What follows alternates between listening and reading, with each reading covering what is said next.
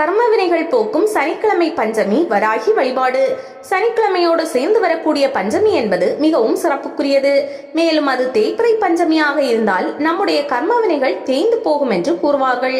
பொதுவாக சனிக்கிழமை வரும் பஞ்சமி நாளில் வராகி அம்மனுக்கு வழிபாடு செய்யும் முறையை பற்றி தெரிந்து கொள்வோம். இந்த வழிபாட்டை மாலை 4 மணிக்கு மேல் இரவு 12 மணிக்குள் எப்பொழுது வேண்டுமானாலும் செய்யலாம். வீட்டில் வராகி அம்மனை வழிபாடு செய்பவர்கள் கண்டிப்பான முறையில் பஞ்சமி நாளில் 5 தீபங்களை ஏற்றி வைத்து வழிபாடு செய்வார்கள். ஒரு சிலர் 5 முக தீபத்தை ஏற்றுவார்கள். இன்னும் சிலரோ தேங்காய் தீபத்தை ஏற்றுவார்கள். எந்த தீபத்தை வராகி அம்மனுக்காக ஏற்றுகிறீர்களோ அந்த தீபத்தில் ஒரு சிறிய துண்டு வெல்லத்தை சேர்க்க வேண்டும்.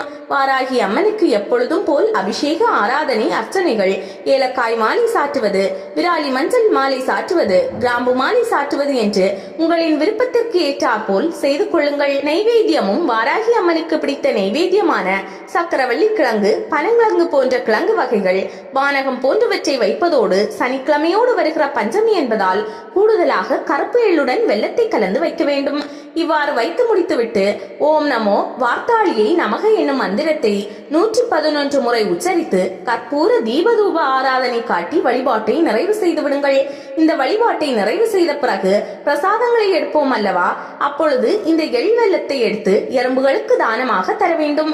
இந்த முறையில் நாம் தேய்பிறை தை மாத பஞ்சமி நாளன்று வழிபாடும் பரிகாரமும் செய்தோம் என்றால் நம்முடைய கர்ம வினைகளும் கிரகதோஷங்களும் வாராகி அம்மனின் அருளால் நீங்கும். முழு மனதோடு வாராகி அம்மனை யாரொருவர் வழிபாடு செய்கிறார்களோ அவர்களுக்கு வாராகி அம்மனின் அருள் பரிபூரணமாக கிடைக்கும்.